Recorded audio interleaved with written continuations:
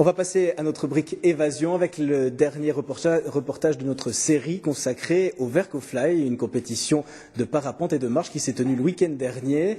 Les parapentistes et marcheurs devaient rallier le plus rapidement possible 8 cabanes, juste avec leur parapente et avec leurs pieds. Ce soir, je vous propose un portrait de la seule femme participante à cette manifestation. C'est une Genevoise et elle s'est bien défendue pour dire qu'elle était là juste pour le plaisir. Regardez, le reportage est signé Yadid Bacher. Catherine est la seule pilote femme de la Verkofly. Genevoise et guide en moyenne montagne, elle vient régulièrement en Valais. Mariée, marche et parapente sur une compétition correspond à son rapport au vol. Pour elle, c'est synonyme de liberté, être en accord avec la nature. L'observation de l'air, des thermiques, de la végétation, du relief. Quand je vole, c'est un moment où je suis entièrement présente. C'est presque méditatif.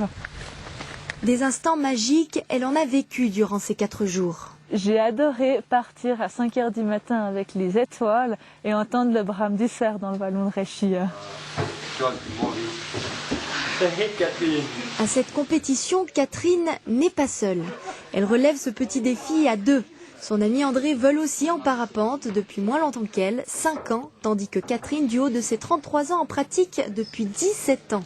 Malgré sa grande expérience, elle n'est pas à l'abri des préjugés. Quand on est arrivé hier à la Verkofly, on a dit qu'on volait ensemble et puis tout de suite on a dit vous faites un biplace et puis c'était moi le pilote alors qu'elle pilote beaucoup mieux que moi.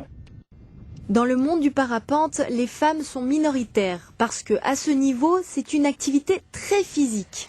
La plus grosse difficulté, c'est de porter 16 kilos sur le dos et de faire comme aujourd'hui 3000 mètres de montée. Positif et puis en même temps de rester assez concentré sur le vol.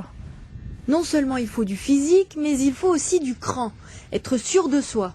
La décision de décoller, chacun doit la faire pour soi et moi avant chaque décollage, je me pose un moment et je respire bien et je me centre bien sur ce que je vais faire et je sens si c'est juste ou pas de décoller.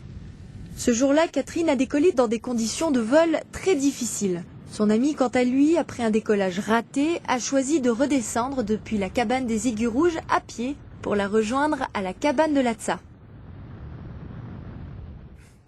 Voilà pour ce reportage. Virginie Lemoine, vous me disiez tout à l'heure que le parapente, vous l'avez utilisé pour combattre le stress et le trac. Oui, j'avais beaucoup le trac, donc je me suis un peu lancée à l'eau. J'ai failli me tuer, non pas en parapente, mais simplement en chaussant des skis, puisque je ne sais absolument pas skier. Et j'ai été aimantée par le vide, et j'ai eu très peur. Elle est formidable, cette jeune femme. En plus, elle est jolie comme un cœur, et elle est magnifique.